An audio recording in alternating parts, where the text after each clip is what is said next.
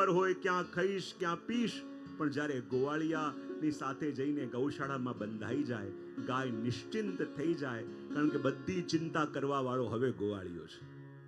અને ત્યારે નારદજી દ્રઢતા જોઈ અને કહ્યું કે જવું છે તો એ મધુવનમાં જાઓ કે જ્યાં યમુનાજી પણ વહે છે અને જ્યાં પ્રભુની અખંડ લીલા છે અને જ્યાં પ્રભુની નિત્ય લીલા છે. અને એવા શબ્દો કયા, દ્વાદશ મંત્ર આપ્યો. અને ધ્રુવજીએ આવીને આ મધુવનમાં જ્યારે તપસ્યા કરી, શ્રી યમુનાજીની કૃપાથી 6 મહિના પછી એમને સાક્ષાત પ્રભુના દર્શન પણ થયા. તો આ એ ભૂમિ છે જેણે પ્રભુના દર્શન પ્રગટ કરાવ્યા છે. અને પ્રગટ દર્શન કરાવવા વાળી આ ભૂમિ કોઈ હોય ને તો આ મધુવન છે. અને જો મધુવનની જે લીલાનું પણ આપણે વર્ણન કરીએ ને, એ વર્ણન પણ દર્શન કરવાનો પ્રકાર આપણને બતાવે છે. હું ઘણી વાર કહેતો હોઉં છું કે આપણે બધા દર્શન કરવા રોજ જઈએ છે કે નહીં? હા કે ના તો પાડો. શેની હા પાડી? મેં પૂછ્યું હતું કે દર્શન કરવા જઈએ છે કે નહીં, તેમાંથી હા શેની પાડી છે? જઈએ છે. બહુ સરસ. હવે જ્યારે જ્યારે પણ આપણે દર્શન કરવા જઈએ છે ને, તો હું કાયમ પૂછતો હોઉં, લોકો દર્શન કરીને આવે અને આવીને કહે કે બહુ સુંદર દર્શન થયા, અમે ત્યાં દર્શન કરીને આવ્યા, અમે અહીંયા દર્શન કરીને આવ્યા, બહુ સુંદર દર્શન થયા. તો હું કાયમ મારા પ્રવચનમાં એક વસ્તુ પૂછતો હોઉં કે દર્શન કહેવાય કોને? એક હોય છે જોવું, એક હોય છે નિરખવું, એક હોય છે નિરીક્ષણ કરવું, એક હોય છે પરીક્ષણ કરવું, એક હોય છે ઝાંખી કરવી, અને એક હોય છે દર્શન કરવું. કેટલી વસ્તુ મેં કીધી, કેટલાને યાદ રહી? એક હોય છે જોવું, બીજું નિરખવું, ત્રીજું નિરીક્ષણ કરવું, ચોથું પરીક્ષણ કરવું, પાંચમું ઝાંખી કરવી, અને છઠ્ઠું દર્શન કરવું. તો આમાંથી આપણે શું કરીને આવીએ છીએ? હા, શું કરીને? ઝાંખી. પણ ઝાંખી એ દર્શન નથી. પણ આપણે આવીને તો કહીએ છીએ કે દર્શન કરીને આવ્યા. તો દર્શન કરવું એટલે શું? અને દર્શન કર્યા ક્યારે કહેવાય? એક હોય છે જોવું, આમ દુનિયામાં આપણે વસ્તુ જોઈને આવીએ. એક હોય છે કે નિરીક્ષણ કરીને આવીએ, શું શું ત્યાં હતું, શું શું મૂક્યું હતું. એક હતું પરીક્ષણ કરીને આવીએ, જે વસ્તુ જેવી હોવી જોઈએ એવી હતી કે નહીં. એક હોય ઝાંખી કરીને આવ્યા, અને એક હોય દર્શન કરીને આવ્યા. તો જ્યારે જ્યારે પણ આપણે દર્શન કરવા જઈએ છે, તો દર્શન કર્યા કોને કહેવાય?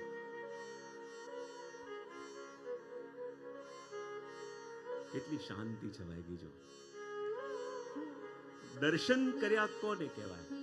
હું કાયમ કહેતો હોઉં છું કે જો આ મધુવનનો પ્રસંગ છે ને, એ મધુવનના પ્રસંગની અંદર દર્શનની વ્યાખ્યા પણ આપણને સમજવામાં આવે છે.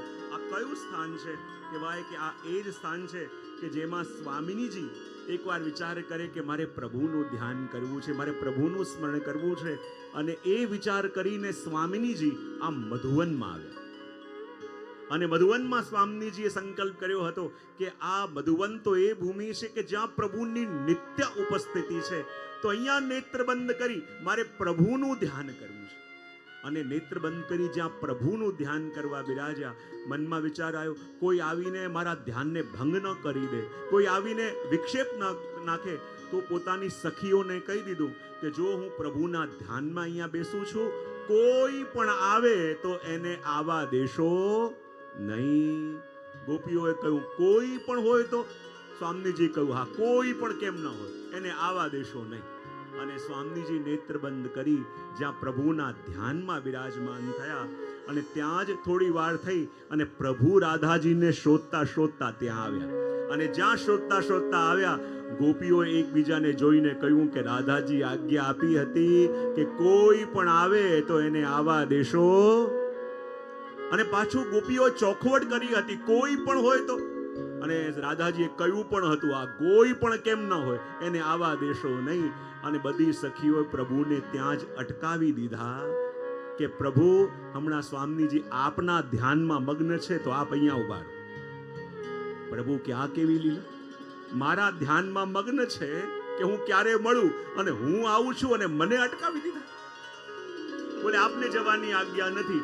અને સ્વામીજીએ કહ્યું છે કે હું પ્રભુના ધ્યાનમાં છું, તો કોઈ પણ અહીંયા આવવું ન જોઈએ. પ્રભુ કહ્યું ઠીક છે. પ્રભુ ત્યાં અટક્યા અને જેટલા વ્રજભક્તો હતા એ બધા વ્રજભક્તોને બોલાવી ઠાકોરજી ત્યાં રાસ કરવા લાગ્યા. અને જ્યાં પ્રભુ રાસ કરવા લાગ્યા અને અનેક વાજિંત્રોનો અને અનેક ગોપીજનોએ પોતાના નુપુરમાં ચરણોમાં ધારણ કરેલા નુપુરના ધ્વનિઓ થવા લાગ્યા અને એવું છમછમ થવા લાગ્યું કે સ્વામીજી જ્યારે આટલા બધા રણકાર સાંભળ્યા અને એકદમ ચોંકીને જાગ્યા. અને ચોંકીને જાગ્યા તો શું જોયું? અનેક સ્વરૂપો ધારણ કરીને ત્યાં પ્રભુ રાસ ખેલી રહ્યા છે. પ્રભુ વિચાર કરે સ્વામીજી કે અનેક સ્વરૂપો ધારણ કરીને જ્યારે પ્રભુ રાસ કરે છે તો આખા રાસની અંદર સ્વામીજીને માત્ર કૃષ્ણ દેખાયા, પણ પ્રભુની સાથે નૃત્ય કરતા કોઈ ગોપીજનો ન દેખાયા. સ્વામીજીને આશ્ચર્ય થયું.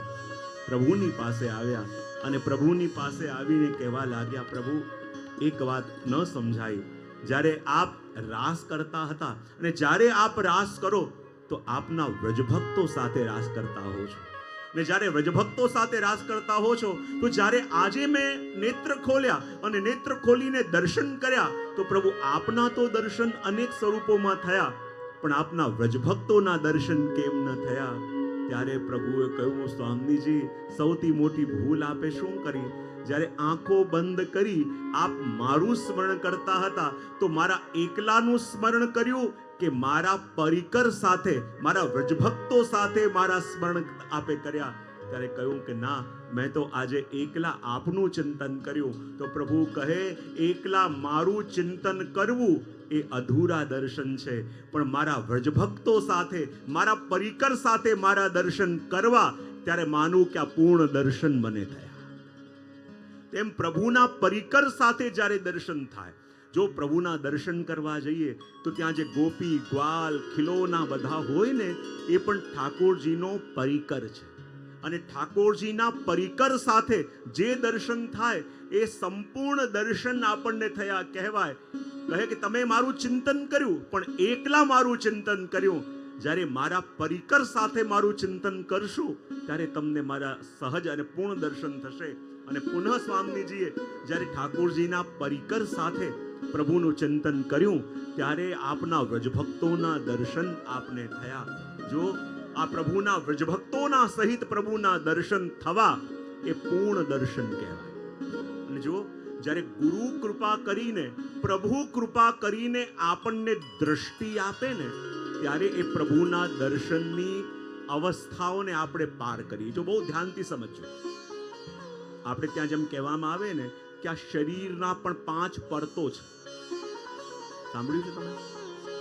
આ શરીર હોય, આ શરીરના પણ 5 લેવલ્સ હોય છે. અન્નમય, મનોમય, પ્રાણમય, વિજ્ઞાનમય, આનંદમય, એમ 5 શરીરના લેર છે.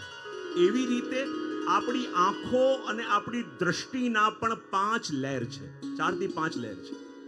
અને એ એક પડદાઓ દ્રષ્ટિના ખુલવા લાગે ને ત્યારે ભગવદ લીલાના દર્શનની અવસ્થા સુધી આપણે પહોંચી શકીએ.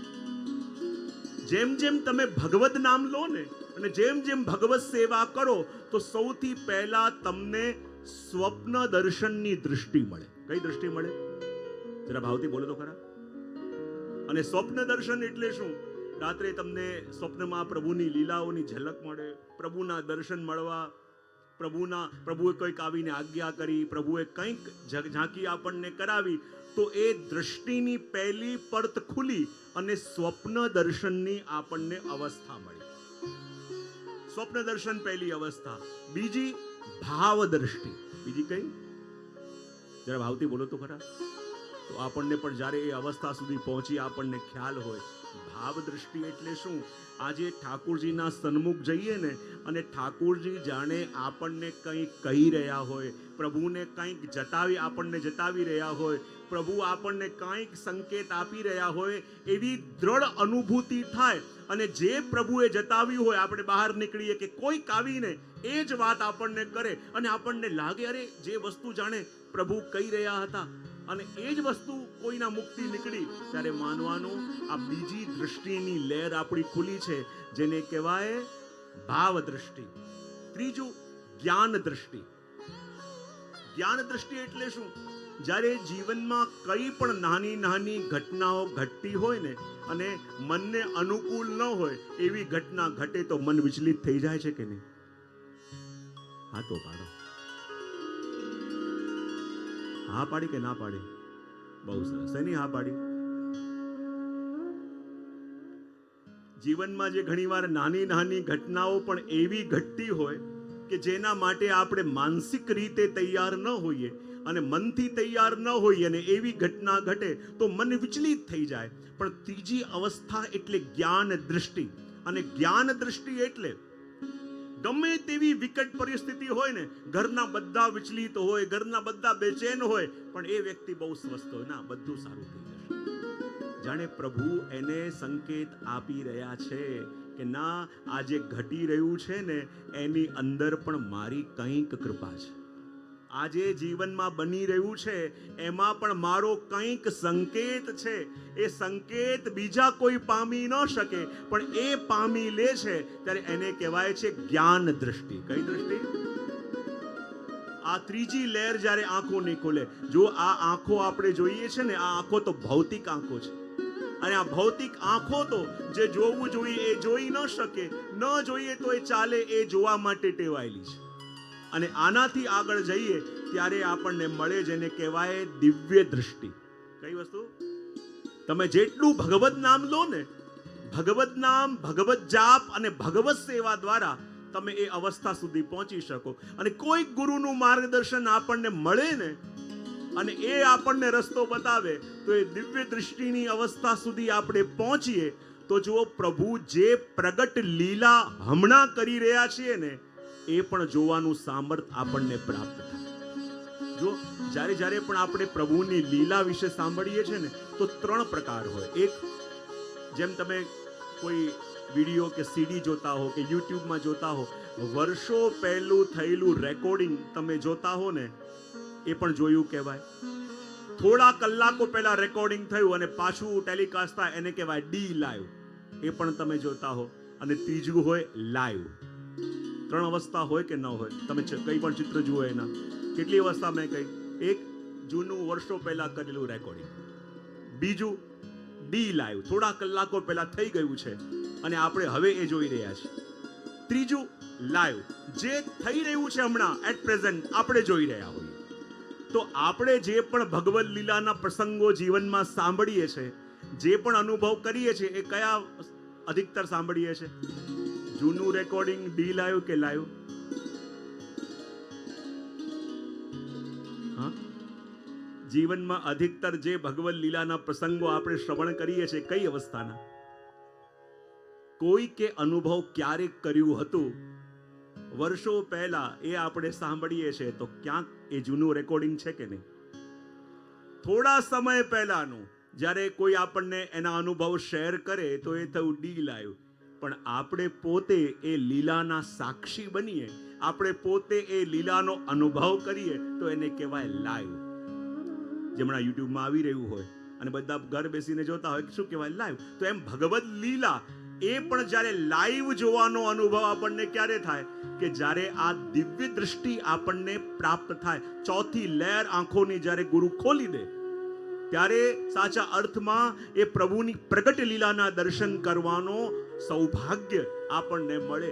આજે પણ એવા ઘણા બધા વૈષ્ણવો છે, જાણીએ છીએ અમે કે આજે પણ એવા વૈષ્ણવને તમે પૂછો ને કે આ ઘડીએ આ સમયે તમારા ઠાકોરજી ક્યાં હશે, એ તમને વર્ણન કરીને કહી દે કે મારા પ્રભુ આ સમયે આ જગ્યાએ વ્રજની આ સ્થાનમાં આ જનો સાથે આ લીલા કરી રહ્યા છે. ત્યારે માનવાનું. જેમ તમને કોઈ પૂછે કે આ સમયમાં તમારા સન ક્યાં હશે, તમે ઘડિયાળ જોઈને કહી ન શકો કે હમણાં જીમમાં ગયો હશે, કે હમણાં ક્લાસમાં હશે, કે હમણાં સ્કૂલમાં હશે, કે હમણાં ત્યાં. કહી શકો કે નહીં? હા કે ના તો પાડો. યદિ તમને તમારા બાળક વિશે કેવું પૂછે, તમે ઘડિયાળ જોઈને કહી શકો કે હમણાં ક્યાં છે. તમને કોઈ તમારા ઠાકોરજી વિશે પૂછે કે હમણાં તમારા પ્રભુ ક્યાં છે, તો શું કહી શકાય? આપણે તો કહીએ હા, ઘરે પોઢાવીને આવ્યા છીએ. ઘરે પોઢાવીને આવ્યા છીએ તો શું પ્રભુ ત્યાં જ છે?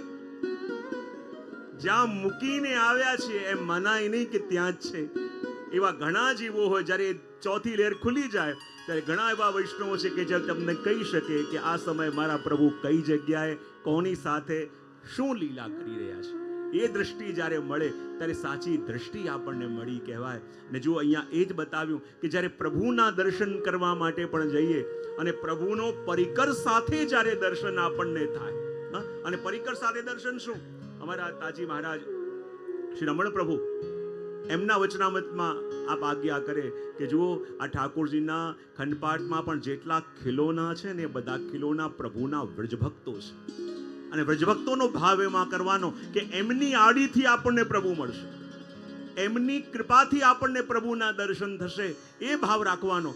ત્યારે કોઈએ એમ કહ્યું કે આ ખિલોના જ્યારે પ્રભુના સાનિધ્યમાં હોય ત્યારે તો બિરાજતા હોય, પણ જ્યારે ખંડપાઠ સરાવવામાં આવે ત્યારે એ જ ખિલોનાઓને એક ડબ્બામાં આડા અવડા બધા ભરી દેવામાં આવે. તે વ્રજભક્તોને આડા અવડા ભરીને કેમ પધરાવી દેવામાં આવે? ત્યારે તાજી મહારાજે એ જ આજ્ઞા કરી, જ્યારે પ્રભુના સાનિધ્યમાં હતા ત્યારે સ્વસ્થ હતા, અને જ્યારે પ્રભુથી દૂર ગયા તો મૂર્છિત થઈને કોઈ અહીંયા ઢળી પડ્યું, કોઈ મૂર્છિત થઈને આમ ઢળી પડ્યું. આ મૂર્છિત થઈને ઢળી પડેલા એ પ્રભુના વિપ્રયોગમાં રહેલા વ્રજભક્તો છે. એક એક લીલા સામગ્રી જે પ્રભુના સાનિધ્યમાં છે, જ્યારે એ દર્શન કરવાની દૃષ્ટિ આપણને મળે ત્યારે આપણને લાગે જે જોઈએ છે એના કરતા જે સાચા અર્થમાં પ્રગટ છે એ દુનિયા અને એ લીલા આપણે જે વિચારીએ છીએ એના કરતા બહુ અલગ છે. ત્યાં સુધી આપણો પ્રવેશ હજી થયો નથી, ત્યાં સુધી આપણે જાણી શકતા નથી. એક એક પ્રભુના વ્રજભક્તો. અમારા દાદજી મહારાજ શ્રી દામોદરલાલજી મહારાજ મથુરામાં બંગાળી ઘાટ પર જેમ છોટે મદન મંદિરનું મંદિર ત્યાં બિરાજતા, અને જ્યારે મુખિયાજીએ ખંડપાઠ સરકાવ્યો ને તો ખંડપાઠ ઉપર એક ચાંદીનું પોપટ હતું, ચાંદીનું શુક, એ ખંડિત નીચે પડી ગયું અને ખંડિત થઈ ગયું. અને જ્યારે આપ સેવામાં પધાર્યા એટલે મુખિયાજીએ કહ્યું, જયરાજ આ શુક ખંડિત થઈ ગયું છે. આપ કંઈ ન બોલ્યા. બીજા દિવસે પધાર્યા, ફરી કહ્યું કે જયરાજ આ શુક ખંડિત થયું છે. આપ કંઈ ન બોલ્યા. ત્રીજા દિવસે પણ મુખિયાજી કહે, કૃપાનાથ આ શુક ખંડિત થયું છે. આપ કંઈ ના બોલ્યા. કહ્યું લાવો એ શુકને મારા હાથમાં આપો. અને શુકને લઈને દેખતા દેખતા આપ કમલ ચોકમાં પધાર્યા અને શુકને કહ્યું કે સુખદેવજી મહારાજ આ ભૂતલમાં આપની સેવા પૂર્ણ થઈ, હવે આપ નિત્ય લીલામાં પધારો. એમ કહીને જ્યાં ચાંદીનું શુક ઉડાયું અને બધા વૈષ્ણવ ત્યાં ઉપસ્થિત હતા, દેખતા દેખતા એ શુક ઉડીને ભગવદ લીલામાં. એવું સામર્થ્ય અને એ દ્રષ્ટિ આપની, અને એ દ્રષ્ટિ જેવી આપણી હોય ને તો સામેથી પણ આપણને એ વ્રજભક્તો એવી અનુભૂતિ પણ કરાવે. જે કક્ષામાં ને જે લેવલમાં આપણે હોઈએ આપણી સાથે એ જ રીતે સામે રહેલા વ્રજભક્તોની અનુભૂતિનો અનુભવ આપણને થાય. તો અહીંયા એ જ વસ્તુ ઠાકોરજીએ સિદ્ધ કરી. જ્યારે વ્રજભક્તો સહિત પ્રભુના દર્શન આપણને થાય ત્યારે એ લીલાનો અનુભવ આપણને થાય. જ્યારે શ્રી મહાપ્રભુજી પરિક્રમા કરતા કરતા મધુવનમાં પધાર્યા અને મધુવનમાં આપે સંકલ્પ કર્યો, કે જોડે સુદાસજી છે, વસુદેવદાસ સકડા, પરમાનંદ દાસજી, આ બધા વૈષ્ણવ પણ મહાપ્રભુજીની સાથે પધાર્યા. અને મહાપ્રભુજી ત્યાં રહેલા કૃષ્ણ કદમના વૃક્ષની નીચે શ્રીમદ ભાગવતજીના પારાયણનો સંકલ્પ કર્યો. અને મધુવનમાં જ્યારે શ્રીમદ ભાગવતજીનું પારાયણ આપ કરી રહ્યા છે અને એ વખતે ત્યાં મધુવનિયા ઠાકોરજી બિરાજે છે. અને મધુવનિયા ઠાકોરજી રોજ આવીને આ કથાનું શ્રવણ કરતા. અને જ્યારે કથાનો વિરામનો દિવસ આવ્યો અને જ્યારે કથાને વિરામ કરી શ્રી મહાપ્રભુજી આગળ પધારવા લાગ્યા ત્યારે મધુવનિયા ઠાકોરજી આવ્યા અને મહાપ્રભુજીની સામે આવીને ઊભા રહ્યા. એમનું મુખ ઉદાસ હતું. શ્રી મહાપ્રભુજી કે પ્રભુ આપનું મુખ ઉદાસ કેમ છે? બોલે હું કેટલા વર્ષોથી અહીંયા બિરાજું છું. જ્યારે ધ્રુવજીએ તપ કર્યું ત્યારે ધ્રુવજીને હું વરદાન આપવા માટે અહીં આવ્યો હતો, ત્યારથી હું અહીંયા જ બિરાજું છું.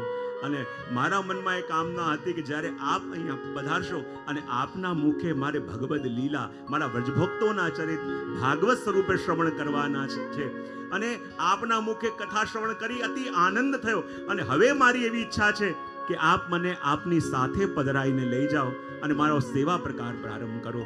ત્યારે શ્રી મહાપ્રભુજીએ કહ્યું, હમણાં તો અનેક યાત્રાઓમાં જવું છે, પણ જ્યારે યાત્રા પૂર્ણ કરીને આવીશ ત્યારે હું આપની સેવા પ્રારંભ કરીશ. પણ હું પાછો આવીશ તો આપના દર્શન મને ક્યારે થશે? ત્યારે મધુવનિયા ઠાકોરજીએ કહ્યું કે પરિક્રમા કરતા કરતા જ્યારે આપ કર્ણાવલ પધારશો ને ત્યાં આપના દેખતા દેખતા સંધ્યાવંદનમાં વિરાજેલા હશો, સામે ભેખણ ફાટશે અને એમાંથી હું વિશાળ સ્વરૂપ ધારણ કરીને પધારીશ, પછી આપ મારી સેવા પ્રારંભ કરજો. અને એ સ્વરૂપ આગળ જઈને મથુરાધીશના રૂપે પ્રભુને, શ્રી મહાપ્રભુજીને દર્શન આપશે. એ વાત અહીંયા મધુવનમાં આપણે બધાએ શ્રવણ કરી, દર્શન કરી, ચિંતન કરી અને મધુવનની ભૂમિને આપણે દંડવત પ્રણામ કરીએ છીએ. અને મધુવનથી નીકળેલી આપણી યાત્રા આગળ તાલવન તરફ જઈ રહી છે અને બધા ભાવથી અને પ્રેમથી ગાઈ રહ્યા છે અને કહી રહ્યા છે. શું કહી રહ્યા છે?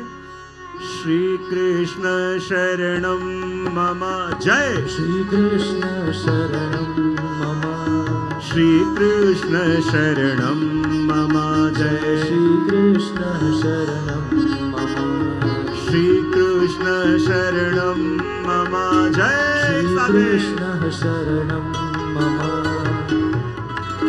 શરણમ મમ જય, શ્રી કૃષ્ણ શરણમ મમ, કદંબ કેરી ડાળો બોલે, શ્રી કૃષ્ણ શરણમ મમ, યમુના કેરી પાડો બોલે, શ્રી કૃષ્ણ શરણમ મમ, શ્રી કૃષ્ણ શરણમ મમ જય, શ્રી બધાની તાળીઓ. કૃષ્ણ શરણમ મમ, શ્રી કૃષ્ણ શરણમ મમ જય, જય શ્રી કૃષ્ણ શરણમ મમ, બ્રજ 84 કોસ બોલે, શ્રી કૃષ્ણ શરણમ મમ, કમલ કમલ પર મધુકર બોલે. એક સાથે શ્રી કૃષ્ણ બધાની તાળીઓ. શરણમ મમ, શ્રી કૃષ્ણ શરણમ મમ જય, શ્રી કૃષ્ણ શરણમ આ સાહેબ. મમ, શ્રી કૃષ્ણ શરણમ મમ જય, ડાળ ડાળ પર પક્ષી બોલે. એક સાથે કુંજ કુંજ વન ઉપવન બોલે, શ્રી કૃષ્ણ શરણમ મમ જય, શ્રી કૃષ્ણ શરણમ મમ, શ્રી કૃષ્ણ મમ, જય શ્રી કૃષ્ણ શરણમ મમ, શ્રી કૃષ્ણ શરણમ મમ જય, શ્રી કૃષ્ણ શરણમ મમ, શ્રી કૃષ્ણ શરણમ મમ જય, જય શ્રી કૃષ્ણ શરણમ મમ, જય શ્રી કૃષ્ણ શરણમ મમ જય. જય શ્રી કૃષ્ણ શરણમ મમ. આપણી યાત્રાના બીજા મુકામ એટલે કે ક્યાં આવી? હવે જરા ભાવથી બોલો તો ખરા. તાલવનમાં. અને આ તાલવનની અંદર આપણી પરિક્રમા પહોંચી છે, આપણી યાત્રા પહોંચી છે. વ્રજના જે મુખ્ય 12 વન છે એ 12 વનોમાંનું બીજું વન એટલે તાલવન. અને આ તાલવનની અંદર જ્યારે આપણી યાત્રા પહોંચી છે અને કહેવાય ને આ તાલવન ભાગવતની અંદર આપણે શ્રવણ કરતા હોઈએ કે તાલવનમાં કોણ રહેતો હતો? બોલે ધેનુકાસુર. કોણ રહેતો હતો? જરા ભાવથી બોલું તો ખરા. ગર્ધબ રૂપે રહેતો. અને ધેનુકાસુરનો સ્વભાવ શું? જે વનની અંદર એ ધેનુકાસુર રહેતો ત્યાં ઘણા બધા મીઠા મીઠા ફળ લાગેલા હોય. અને મીઠા મીઠા ફળ લાગેલા હોય અને જ્યારે પ્રભુ એમના સખાઓ સાથે ગાયો ચરાવવા માટે ગયા, બધા સખાઓને ભૂખ લાગી અને પ્રભુ કહે ભૂખ તો મને પણ લાગી છે, જ્યાં તાલવનમાં બહુ મીઠા મીઠા ફળ છે, થોડા તોડી લાવો ને. સખાઓ કહે પ્રભુ આ તાલવનમાં પેલો ધેનુકાસુર આવીને વસ્યો છે અને એનો સ્વભાવ એવો કે મીઠા ફળ લાગ્યા તો છે, પોતે પણ ખાતો નથી અને બીજાને પણ ખાવા દેતો. બહુ સરસ. અને જો આ તાલવનમાં રહેનારા ધેનુકાસુરનો સ્વભાવ શું? ધેનુક એટલે શું? ધેનુક એટલે ગર્ધબ. આપણે કહીએ ને ગર્ધબ. અને ગર્ધબનું બીજું નામ શું છે? વૈશાખ નંદન. એને શું કહેવાય? અને વૈશાખ નંદન કેમ કહેવાય? એ ગર્ધબનો સ્વભાવ શું હોય? જ્યારે ચોમાસું આવે અને આમ લીલું લીલું ઘાસ ઉગે ને ત્યારે કહેવાય એ ગધેડું જે હોય ને એ સાવ બીમાર જેવું થઈ જાય. અને જ્યારે વૈશાખ મહિનો આવે અને આમ બધા નદી નાલા સુકાવા લાગે, આમ લીલા લીલા છોડ ક્યાંય દેખાય નહીં, ત્યારે એ ગર્ધબ બહુ તંદુરસ્ત થઈ જાય. બોલે કેમ? લીલા લીલા ઘાસ ઉગ્યા હોય, હરિયાળી ઉગી હોય તો જોઈને પશુ તો ઉલટાનો સ્વસ્થ થવો જોઈએ. એ માંદો કેમ પડે? ત્યારે પેલા ગર્દભને ચિંતા થાય, આટલું લીલું લીલું ઘાસ ઉગ્યું છે અને બીજા બધા પ્રાણીઓ લીલું ઘાસ ખાશે તો બધા તંદુરસ્ત થઈ જશે. એ ચિંતામાં ને ચિંતામાં માંદું થઈ જાય. તો આ ગર્દભનો સ્વભાવ શું, ધેનુકાસુરનો સ્વભાવ શું? બીજાના સુખે જે દુખી થાય એ ધેનુકાસુર. જોવા જઈએ તો આજની દુનિયામાં મોટા ભાગના લોકો જે પણ દુખી છે તો પોતાના દુખે નહીં, અધિકતર બીજાના સુખે દુખી છે કે નહીં? હા કે ના તો પાડો. આપણું કામ ચાલે એટલું આપણા બધાની પાસે છે કે નહીં? હા કે ના તો પાડો. પણ તકલીફ થાય છે શું? બોલે સામેવાળા પાસે આ બધું ક્યાંથી આવી ગયું અને એની એ ચિંતામાં આપણે ચેનથી રહી શકતા નથી. આજે પોતાના દુઃખથી દુખી નથી, આજે આપણે બીજાના સુખથી દુખી છે. અને આ બીજાનું જોવામાં અને બીજાનું સુખ જોઈને દુખી થવાની આદતે કેટલી. પેલી એડ નથી આવતી, ઉસકી કમીઝ મેરી કમીઝ સે સફેદ કેસે. એમાં માણસને નિંદર ના આવે. એની પાસે કમીઝ છે ને તારી પાસે છે, એની વધારે સફેદ છે. એ ચિંતામાં માણસ આમ રાજી થવાનું ભૂલી જાય. અને જોવા જઈએ તો આપણી દશા પણ કાંઈક એવી છે. આજે આપણા દુઃખથી આપણે દુઃખી નથી, પણ બીજાના સુખથી આપણે દુઃખી છીએ. જો આપણે જીવનમાં જે આનંદ થાય એવી બધી વસ્તુ આપણી પાસે છે, પણ આપણને લાગે સામેવાળા પાસે આ ક્યાં નથી. પેલો વ્યક્તિએ બહુ તપસ્યા કરી અને પ્રભુ પ્રસન્ન થયા અને માંગવાનું કહ્યું કે જે જોઈએ તે માંગ. ત્યારે બાજુમાં રહેલા કોઈ દૂતે પ્રભુને ચેતવ્યા, પ્રભુ આ વરદાન આપે એને આપ્યું છે તો ખરા કે જે જોઈએ તે માંગી લે, હું આપીશ, પણ પ્રભુ આ અમદાવાદ વાળો છે, તો જરાક વિચારીને પ્રભુ આપ વરદાન આપજો. પ્રભુ કે વાંધો નહીં, હું પણ ગુજરાતમાં આવેલો છું એટલે ગુજરાતી અને હું પણ જાણું છું.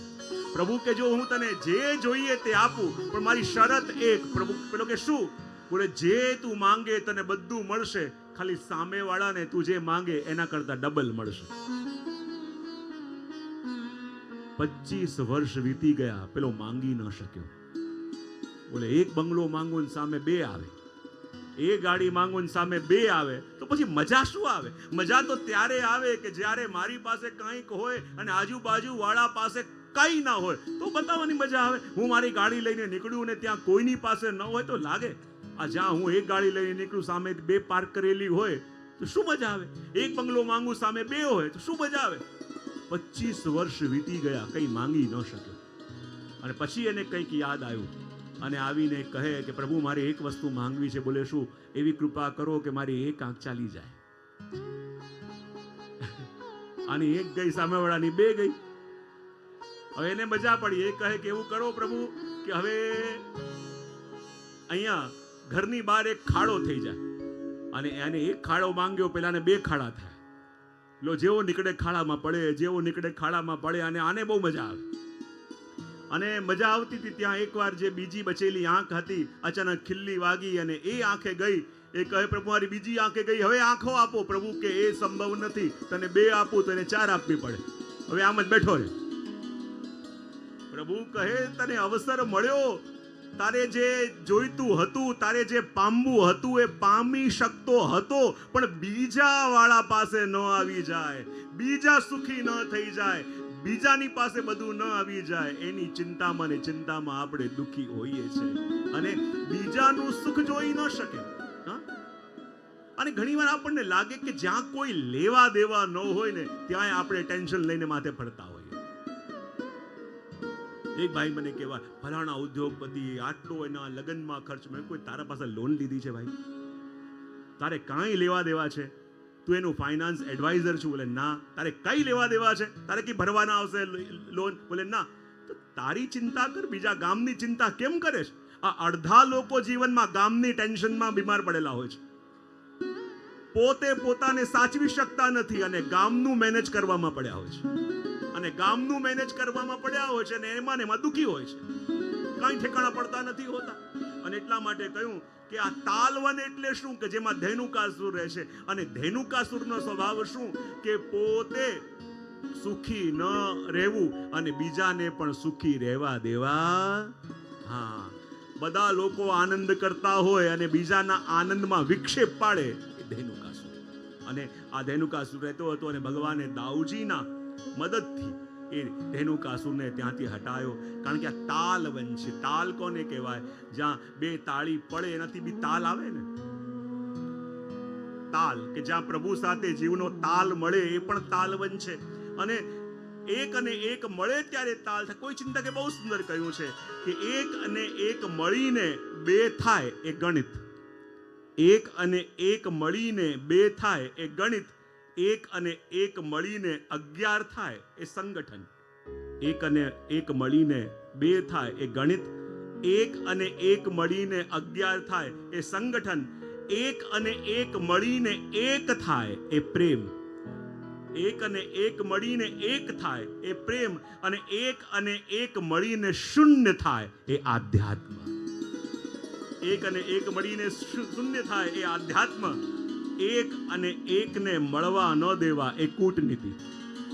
અને એકને એકની સામો ઊભા કરી દેવા એ રાજનીતિ. બધામાં એક ને એક છે. ફરી એકવાર આવર્તન કરી દો તો એક અને એક મળીને બે થાય એ ગણિત. એક અને એક મળીને બે થાય એ ગણિત. એક અને એક મળીને 11 થયા એ સંગઠન. એક અને એક મળીને એક થયા એ પ્રેમ. એક અને એક મળીને શૂન્ય થયા એ આધ્યાત્મ. અને કહેવાય ને કે એક અને એકને મળવા ન દેવા એ કૂટનીતિ. અને એકની સામે એકને ઊભો કરી દેવો એ રાજનીતિ. બધામાં એક અને એક છે. અને એક અને એક તો છે. અને એટલા માટે એક અને એક મળે ત્યારે તાલ થાય. અને એટલા માટે તો પ્રેમ કોને કહેવાય? કે એક એકથી મળીને એક થઈ જાય. જ્યારે એક વિચાર, એક ધોરણ, એક આત્મા થાય એ તો પ્રેમ છે. અને એકને મળીને એક પોતાને ખોઈ બેસે, બંને પોતાને ખોઈ બેસે એ આધ્યાત્મ કહેવાય ને. અને એટલા માટે આ તાલવનની અંદર જ્યારે આપણે આવ્યા અને એમાં પ્રભુની એક સુંદર લીલાનું દર્શન થાય છે કે જ્યારે એકવાર સ્વામીજી વિરાજતા હતા અને પ્રભુ ત્યાં પધાર્યા. અને પ્રભુએ પધારીને અને સ્વામીજીને કહ્યું કે શું થયું? અને સ્વામીજી કોઈક માન કરીને બિરાજમાન થયા. અને પ્રભુની સાથે વાતો કરતા કરતા સ્વામીજીએ માન કર્યું. અને જ્યાં રૂઠ્યા, ઠાકોરજી વારે વારે મનાવવાનો પ્રયત્ન કરે, અરે માની જાઓ, અરે માની જાઓ. અને જ્યારે સ્વામીજી માન છોડતા નથી, માન દૂર કરતા નથી, તો પ્રભુએ યુક્તિ કરી અને ત્યાંથી અંતર ધ્યાન થયા. અને જ્યારે અંતર ધ્યાન થયા ત્યારે સ્વામીજી બધે ગોતવા લાગ્યા કે મારા પ્રભુ ક્યાં ગયા, મારા પ્રભુ ક્યાં ગયા. અને ક્યાંય પ્રભુ દેખાતા નથી. તો એ જ વખતે ચંદ્રાવલીજી, લલિતાજીની દૃષ્ટિ શું પડી કે આસપાસ સુંદર સરોવર હતો અને સરોવરમાં બધા નીલા નીલા રંગના કમળ ખીલેલા હતા, જેવા અહીંયા ખીલેલા છે. આ નીલા રંગના કમળ જેમ ત્યાં ખીલેલા હતા, અહીંયા ખીલેલા છે ને આજે બધા નીલા રંગના કમળ. તો નીલા રંગના કમળો ત્યાં સરોવરમાં ખીલેલા હતા. અને ઠાકોરજી શું કર્યું? ભ્રમરનું સ્વરૂપ ધારણ કર્યું. અને ભ્રમરનું સ્વરૂપ ધારણ કરી એ નીલા રંગના કમળની ઉપર જઈને સંતાઈ ગયા. હવે સ્વામીજી પ્રભુને ગોતતા ગોતતા સરોવરમાં પધાર્યા. અને જ્યાં સરોવરની પાસે આવીને ઊભા છે અને ગોતવાનો પ્રયત્ન કરે છે કે મારા પ્રભુ ક્યાં છે, મારા પ્રભુ ક્યાં છે. પણ પ્રભુ ક્યાંય દેખાતા નથી. અને જ્યાં પ્રભુ ક્યાંય દેખાતા નથી અને ત્યાં ચંદ્રાવલીજી અને લલિતાજીની દ્રષ્ટિ પડી ગઈ કે પ્રભુ તો આ સરોવરમાં જે નીલા રંગનું કમળ છે એ કમળની ઉપર ભ્રમર બનીને સંતાયા છે, પણ જલ્દી દેખાતા નથી. હવે જ્યાં સ્વામીજીને કહેવા ગયા, ઠાકોરજીએ બંનેને ના પાડી દીધી. બંનેને ના પાડી દીધી. હવે સ્વામીજીને ચિંતા થઈ રહી છે, મનમાં તાપ થઈ રહ્યો છે. તો એમને કેવી રીતે જણાવું? તો ચંદ્રાવલીજી ચતુર છે, તો એ